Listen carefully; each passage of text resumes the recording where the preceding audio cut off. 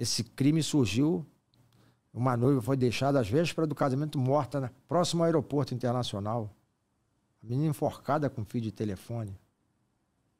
E na época, aquilo virou um frisson na Ilha do Governador.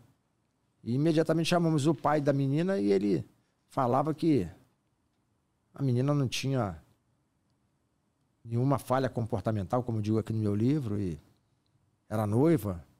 Perguntando pelo noivo, eu disse, esse noivo é o filho que eu não tive. Esse cara come do meu pão, deita na minha cama, vê futebol comigo. E aquilo realmente deixou a polícia, o nosso trabalho, ele quase paralisado, porque você precisava de uma vertente. O que causou isso? E dia depois, para minha surpresa, eu estou na sessão fechada trabalhando, bate um cara na porta, eu abri, era um investigador da seguradora Itaú, de São Paulo. Disse, queria dizer pro senhor que essa menina fez um seguro de 340 mil reais e que o beneficiário é o noivo. E a partir daí, a luz da polícia acendeu e o investigador disse, inclusive, ele acabou de me ligar, dizendo que se eu vier à delegacia, para mim não mencionar esse seguro, porque a polícia vai achar que ele é suspeito. E ele, na verdade, queria a noiva dele de volta e não fazia nem questão desse valor. E eu falei, você tem como ligar para ele, gravar, você é o interessado em que ele não receba seguro, gravar essa conversa, fornecer isso à polícia? E o camarada fez isso, ligou, e ele disse o seguinte, se você me ajudar a receber esse seguro, sem que a polícia saiba, eu te dou 3 mil reais. Se você topar, me encontra hoje em frente ao hotel Copacabana Palace, às 8 horas da noite. E 8 horas já encontrou lá a polícia com mandado de prisão dele. Né? E na hora que ele estica pro cara e dá os 3 mil reais, ele é preso. E aí na casa dele, nós encontramos no meio lá do material de serviço, nós encontramos um fio semelhante ao fio que foi encontrado em volta do pescoço dela. Não é anterior a essa. Esse aí é outro. É uma que tem 2 fios.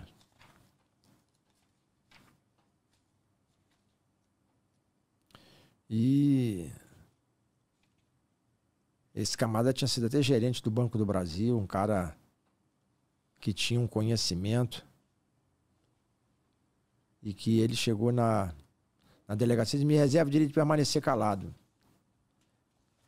Mas ficou lá no depoimento dele que perguntado por que fizeram um seguro no valor de 340 mil e se colocou como beneficiário, ele respondeu que só falava em juízo.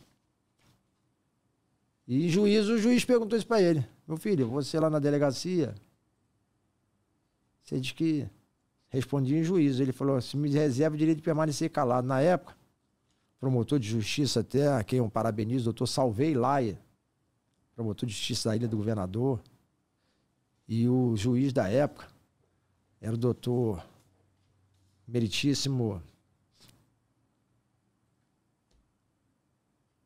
Flávio Horta, doutor Flávio Horta, que hoje é desembargador no TJ, baseado no encontro do filho na casa dele, que era semelhante ao fio que foi encontrado em volta do pescoço, que a perícia constatou, olha lá, que o fio foi seccionado no mesmo pedaço, condenou esse cara. E aí o pai dando a declaração que ele matou minha filha, vai ficar com seguro. Então, esse caso foi fantástico. Por quase 30 dias, né? Que ano foi isso? Estou tentando ver a data, tá pequena aqui. 99, seria? Exatamente, 99. E alguém vai dizer assim, tem algum tempo, mas os crimes não muda, né? Não mudam. A forma, né? O crime de seguro hoje é um crime que continua ocorrendo aí. Você continua vendo. Depois desse caso, tivemos o caso Vou votar, o serial killer. Serial killer era um cara que toda quinta-feira à noite ocorria um roubo de veículo. E uma mulher era roubada no Jardim Guanabara, na Ilha do Governador. Toda quinta? Toda quinta-feira. Hoje é quinta, inclusive. Mas por que ele atuava quinta-feira? Esse caso é um caso até que me chamou muita atenção, o Glauber. Por quê? Porque nós fizemos um retrato falado e pedimos auxílio à população, que a mídia é outra coisa que às vezes a polícia pode usar em proveito próprio. E houve uma denúncia de que esse camarada seria um morador da Ilha do Governador. E esse cara foi localizado, foi intimado, veio à delegacia com 2 advogados, veio com os filhos, com a mulher, se colocou à disposição ali e imediatamente nós fizemos o reconhecimento, cumprindo o CPP, né, que diz que tem que ser pessoas semelhantes. E esse cara foi reconhecido por todas as mulheres unanimemente. Imediatamente a autoridade pediu a prisão dele. E ele foi recolhido ao xadrez. Eu fui levar lá ao xadrez. Ele chorava muito, os filhos gritando. Eu falei, eu tenho uma saída para você. Ele disse, o que o senhor disser, eu faço. Fornece o seu sangue. Para que a polícia possa fazer o DNA com sêmen colhido na cavidade vaginal das mulheres que foram estupradas. E ele falou, pronto, está aqui.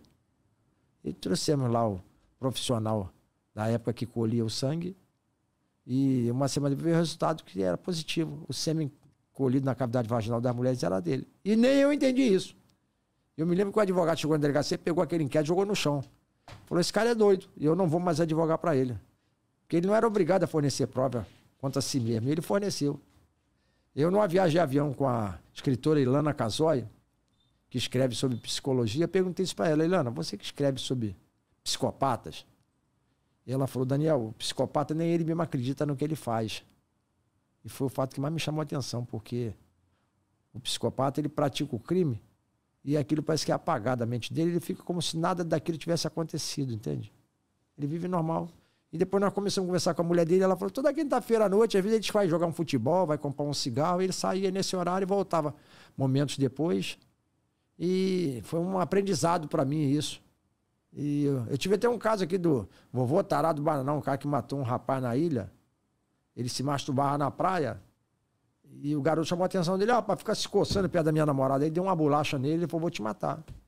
E à tarde, quando o garoto vai caminhando pela praia do Bananal para casa, ele vem com um carro, esmaga o garoto numa árvore e foge.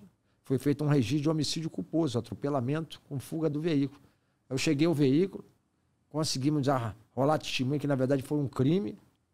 Ele já tinha sido preso na própria praia, se masturbando dentro do carro.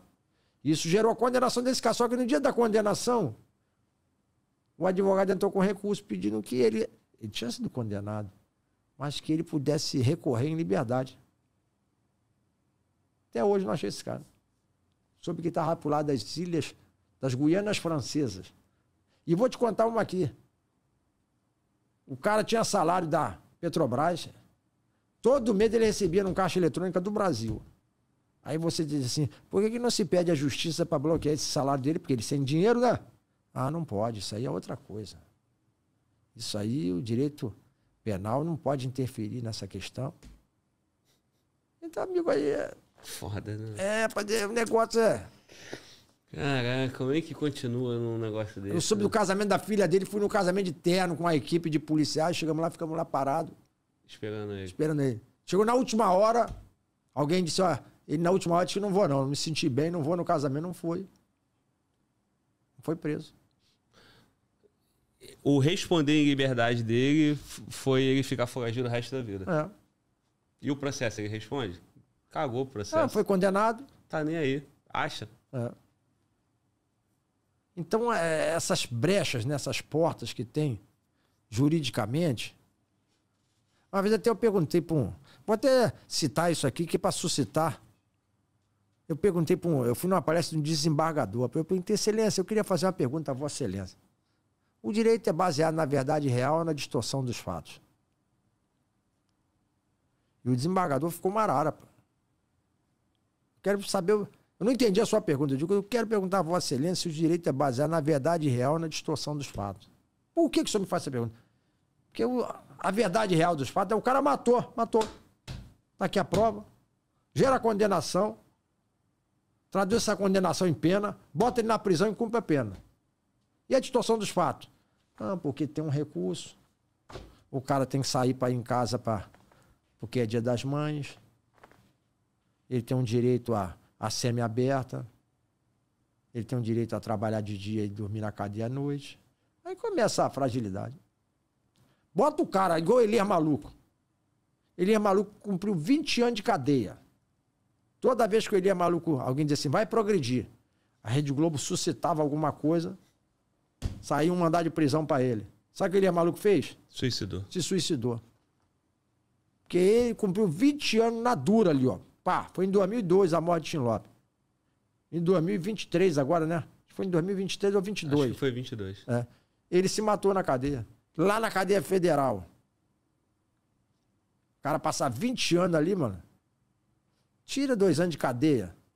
Olhando o sol nascer quadrado. Então, amigo, é dureza. Dura lex é de lex, né? A lei é dura, mas é a lei. Agora você fica com fragilidade, aí corre daqui, corre dali. E logo depois veio o caso da... Teve o caso da diretora de Bangu 1, Sidneia de Jesus, que foi assassinada, que era diretora do presídio Bangu 1 também, né? Que morreu executada. E que é uma investigação muito complexa, que na época envolveu até alguns órgãos, até do próprio Estado. A investigação que... Ela foi executada pelos colegas? Ela demonstrava... Presídio? Porque a Sidneia, ela era uma diretora muito rígida. E ela descobriu algumas falcatruas que ocorriam no interior do presídio. E ela fez um relatório daquilo para denunciar. E num determinado dia, vou narrar em tese para você aqui, alguém que seria responsável pela segurança dela sabia que ela naquele dia não abriu mão da segurança. E quando ela chega em casa, ela é executada, né? E isso, na época, trouxe realmente um clamor muito grande pela família da Sidneia. E a gente continuava trabalhando. Depois teve a morte do marido pelas lésbicas. Uma mulher se apaixonou pela empregada. Mas esse caso aí, como é que chegou os autores? Na verdade, nós tivemos indícios dos autores.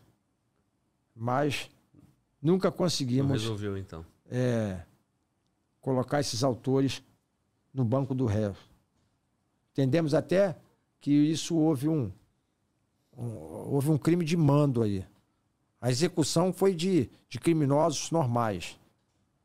Mas a estrutura do crime foi feita por pessoas que tinham conhecimento prévio, né? E a Sidneia era uma mulher muito correta que pagou um preço caro por realmente comandar uma instituição que ela não tinha ideia da...